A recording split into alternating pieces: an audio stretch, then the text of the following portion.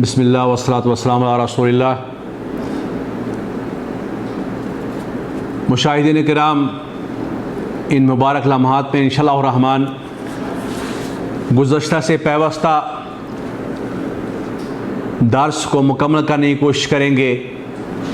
میں نے پچھلے بیان میں آپ حضرات کے سامنے کلمہ توحید لا الہ الا اللہ کے کچھ تقاضے بیان کیے تھے، اور آج جو ہے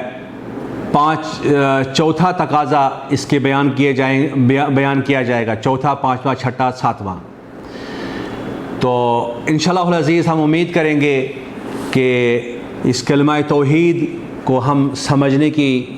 کوشش کریں گے اور ان تقاضوں کو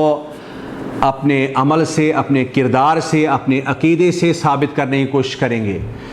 تو چوتھا اور بڑا تقاضا جو ہے وہ ہے اس کلمہ طیبہ کی حقیقت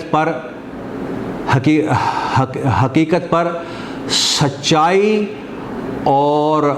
حقیقت پر پختہ عقیدہ رکھنا۔ حضرت اللہ جل شانہ کی جو ہم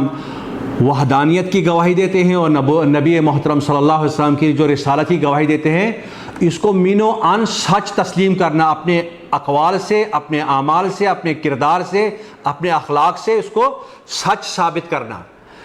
تو اس ضمن میں اللہ رب العالمین فرماتا ہے وَلَقَدْ أَحْسِبَ النَّاسُ أَن يُتْرَكُوا أَن يَقُولُوا آمَنَّا وَهُمْ لَا يُفْتَنُونَ وَلَقَدْ فَتَنَّا الَّذِينَ مِن قَبْلِهِمْ فَلَيَعْلَمَنَّ الَّذِينَ صَدَقُوا وَلَيَعْلَمَنَّ الْكَاذِبِينَ۔ یہ سورہ عنکبوت کی 3 آیتیں آپ کے سامنے پڑھی گئی۔ اس کے اندر اللہ رب العالمین فرماتا ہے کیا لوگوں نے گمان کر دیا ہے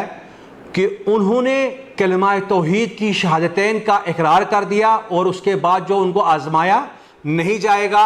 ان کو جو ہے ایسے ہی چھوڑ دیا جائے گا، بلکہ آزمائشیں آئیں گی، اور وہ اس لیے آئیں گے آزمائشیں تاکہ سچے اور جھوٹے کی، صحیح پیور اور کچے مسلمان کی پہچان کی جائے۔ اور اس حقانیت کو سمجھنے کے لیے پیارے دوستو،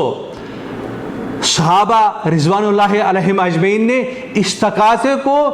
باکمل ہی پورا کیا ہے۔ جب جنگ بندر کا موقع تھا، ایک طرف سے 313 تھے اور دوسری طرف سے 1000 سے زیادہ تھے۔ دوستو، حق اور اللہ کی ذات پر پکا سچا ہونے کا، اللہ کی ذات کو حق ہونے کا جو اعتراف کیا تھا، اقرار کیا تھا انہوں نے، 313، کسی کے پاس سامان نہیں تھا، کسی کا کچھ نہیں تھا، لیکن اس کے باوجود بھی جو ہے وہ سینہ تان کا دشمن کے سامنے کھڑے ہو گئے، اور اللہ رب العالمین نے ان کو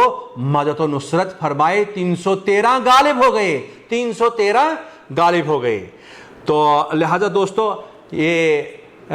اس آزمائش میں ثابت قدم رہنا، استقامت سے کام لینا، یہی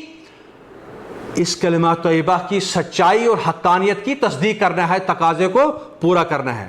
اسی طریقے سے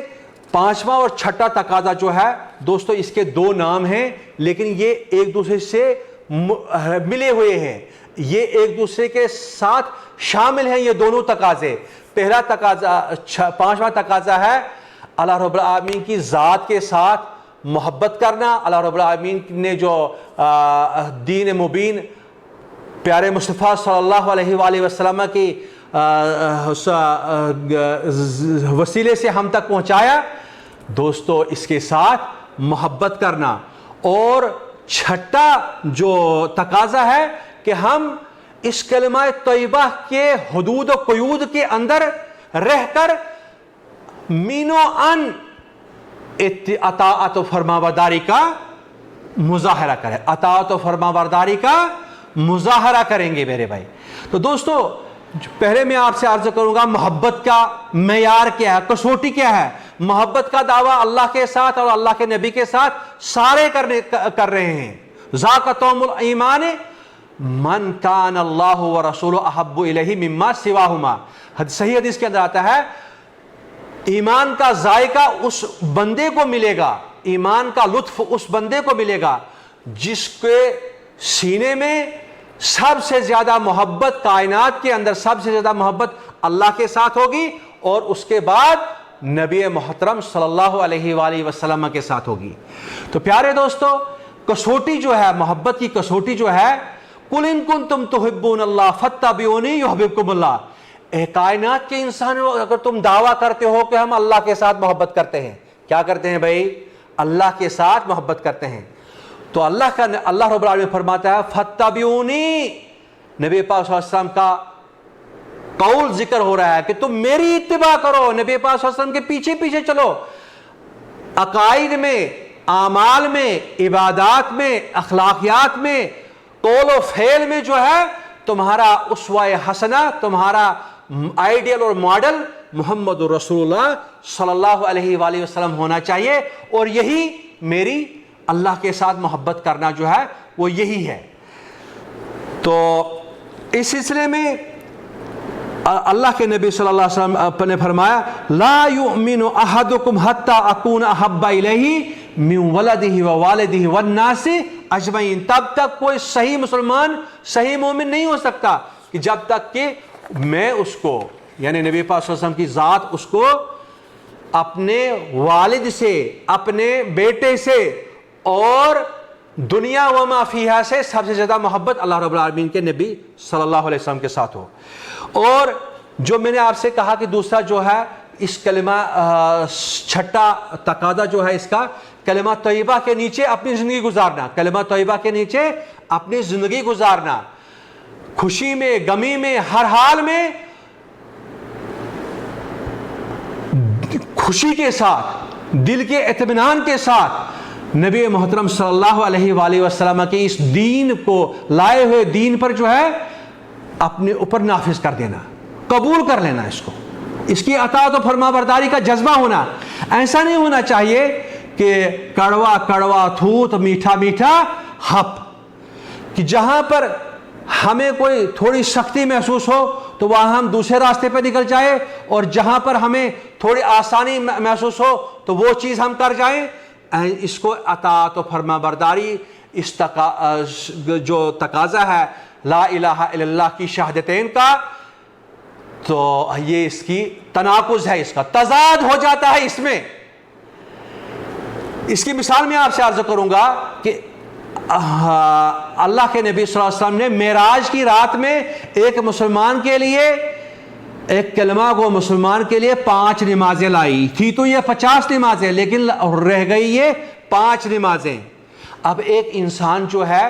وہ جمعے کی نماز پڑھے گا، ایک انسان جو ہے وہ 40 سال کے بعد نمازیں شروع کرے گا، ایک انسان جو ہے وہ باپ کے مرنے کے بعد جو ہے 2 دن 4 دن نماز پڑھے گا، اس کے بعد پھر دوسری طرف نکل جائے گا۔ تو دوستو اس کو اطاعت و فرما برداری نہیں کہیں گے، یہ تناقض ہے، اس کلمہ طیبہ کے ساتھ یہ تناقض ہے۔ فَلَا وَرَبِّكَ لَا يُؤْمِنُونَ حَتَّى يُحَكِّمُوكَ فِيمَا شَجَرَ بَيْنَهُمْ، تب تک کوئی مسلمان ہو ہی نہیں سکتا ہے کہ جب تک کہ وہ شریعت اسلامیہ کے اندر